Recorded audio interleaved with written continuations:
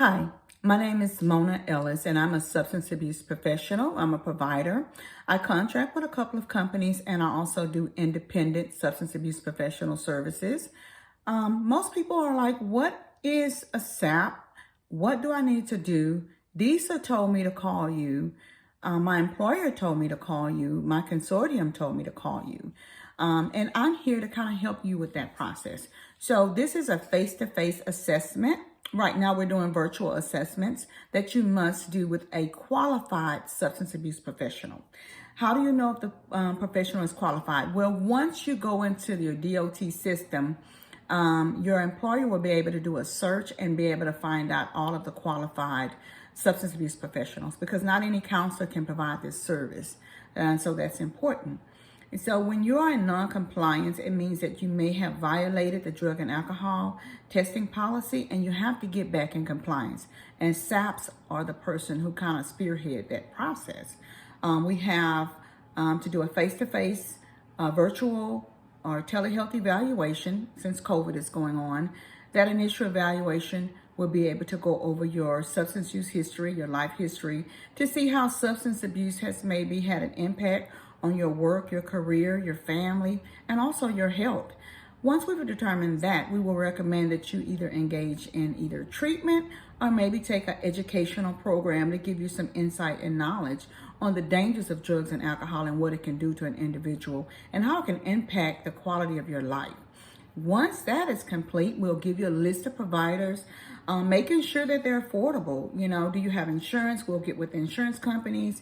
We'll see who their providers are and if they can assist you with low cost, taking that into consideration.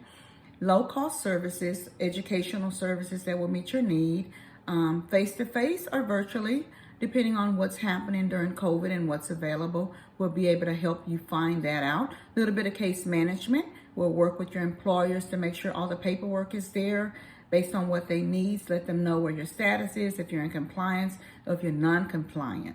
They will be updated on that as well. If you're an independent driver, then all that paperwork will go through your consortium company who's managing your records to make sure that you're in compliance with DOT.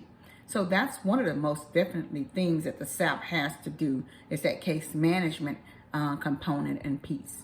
So once you got your recommendations, you go off, you do your treatment, you do your education. Once that's completed, you let your SAP know, look, I've got all this stuff taken care of. What do I do now? We call you back in, we schedule another face-to-face or virtual telehealth evaluation. We get all the paperwork, compile it, review it to make sure that you've met the recommendation and that you're in compliance. And after that's done, we complete your follow-up evaluation and we update the FMSCA Drug and Alcohol Clearinghouse to reflect that you are in compliance and that you are eligible for your return to duty drug and alcohol test. The employer will have to do that for you, or your consortium company. If you're independent, if you're in your own business, they'll send you for your return to duty drug and alcohol test. And then once you have a negative test, drug and alcohol test, then you're able to go back to work. So what if you're not going back to that old company? Then you have to contact your SAP and say, look, I need you to send my new paperwork to another company.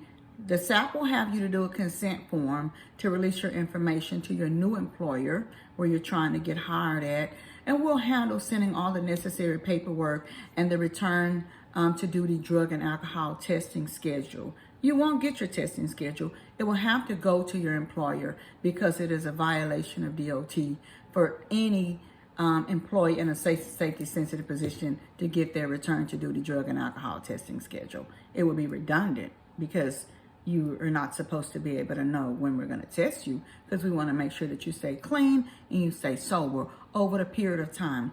You could be tested anywhere from 1 year to 5 years. So keep that in mind.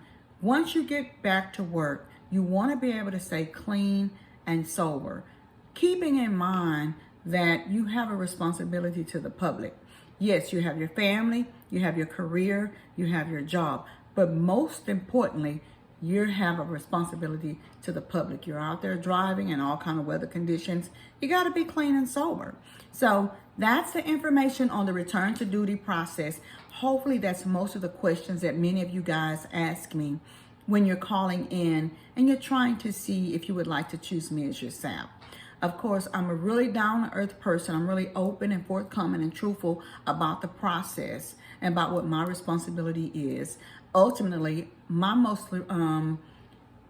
responsibility is to be in compliance as well as a SAP provider and to comply with DOT and as far as the rules and regulations on what the SAP must do. Everybody has a role. The medical review officer has a role. Your employer has a role. The SAP has a role. Consortiums and case management, they have a role.